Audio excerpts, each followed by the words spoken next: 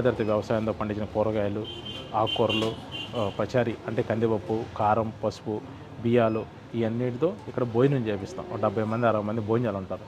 మన ఊర్లో, మన సొంత ఊర్లో ఈ టైపు ఆహారం పెట్టాలనే ఉద్దేశంతో ఇక్కడ మాకు తరగడూరులో గోశాల వ్యవసాయ క్షేత్రం ఉంది. అక్కడ వ్యవసాయంతో పండించిన బియ్యాలతోనూ ఈ గోదావరి వ్యవసాయంతో పండించిన కందిపప్పు, కారం, పసుపుతో ఒక 70 మందికి భోజనాలు ఇక్కడ పెడతా ఉంటాం. మొత్తం అంతా భోజనంతో సంబంధించి మొత్తం అన్నీ కూడా గో ఆధారిత వ్యవసాయంతోనండి. మొత్తం కారం కానీ ఆయిల్ కూడా గానగ ఆయిల్సే. ఇవ్వండి ఈ టైప్ గానగ ఆయిల్స్ ఉంటాయి. నువ్వుల నూనె, కొబ్బరి నూనె ఇవన్నీ కూడా గానగాయలు. ఈ గానగాయలతోనే మనం వంటలో వాడే ఆయిల్స్ మొత్తం అది. కారం కూడా ఈ న్యాచురల్గా పండించిన కారం, పసుపు వీటితోనే దేశవాళీ బియ్యాలతోనే పెడతాం. అందులో భోజనంలో పెట్టి పెరుగు కూడా ఆవు పెరుగు, అది కూడా దేశీ ఆవు పెరుగు. ఇలా 70 మందికి భోజనాలు పెడతాం. సాయంత్రం కూడా టిఫిన్స్ ఉంటుంది. మధ్యాహ్నం 12 భోజనం ఉంటుంది. అది కూడా మొత్తం గోదావరి వ్యవసాయం. ఉదయం టిఫిన్, మధ్యాహ్నం భోజనం, సాయంత్రం టిఫిన్స్. 7:30 షాప్ ఓపెన్ చేస్తాం సార్. ఈవినింగ్ 9:30, 10 వరకు క్లోజ్ చేస్తాం షాప్ ఓపెన్. మనకి పెట్టి షాప్ పెట్టి 3 years అవుతుంది.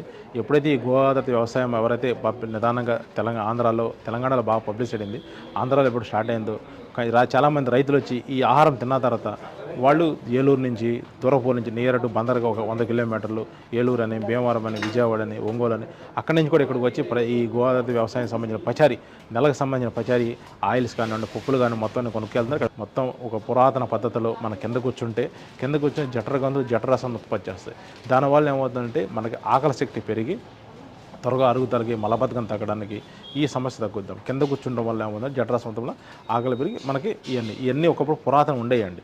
సో రోజుకి ఈ సాఫ్ట్వేర్ టెక్నాలజీ వల్ల, కొద్ది కాలం స్పీడ్ వల్లగా ఇవన్నీ ఇప్పుడు మెడిసిన్ వాడతాం. మెడిసిన్ వాడితే ఎంతసేపు పనిచేస్తుంది? 1 గంట లేదా 2 గంటలు, 3 గంటలు లేదా ఒక పూట పనిచేస్తుంది. దీర్ఘకాలంగా మనిషి బతకాలి అంటే 60 సంవత్సరాలు బతకాలి. 60 సంవత్సరాలు బతకడానికి మనిషికి నిత్యావసరం కావాల్సింది ఉండడానికి ఇల్లు కావాలి, తినడానికి తిండి కావాలి, తాగడానికి నీరు కావాలి, కట్టుకోవడానికి బట్ట కావాలి. వీటిలో ముఖ్యమైనది మనకి ఇల్లున్నా లేకపోయినా ఎక్కడైనా ఉండొచ్చు పదాలు, కానీ ఆహారం అనేది సరైనది ఉండాలి. ఆ ఆహారం సరైనది ఉంటేనే మన యొక్క దేహం అనేది గట్టిగా 60 సంవత్సరాల నుంచి 100 సంవత్సరాలు కొన్ని పురాతనం ఉండేవాళ్ళు. కానీ ఇప్పుడు 40 సంవత్సరాలు 50 సంవత్సరాలకి బీపీలు, షుగర్లు, హార్ట్ అటాకులు ఇవన్నీ రావడానికి కారణం ఏంటంటే విష ఆహారం తినడం వల్ల. అంటే కల్తీ ఆయిల్స్, కల్తీ కారాలు, పసుపు కల్తీ, బియ్యాలు, బీపీటీ, స్వర్ణ మసలు ఇవన్నీ తింటే రోగాలు త్వరగా వస్తాయి.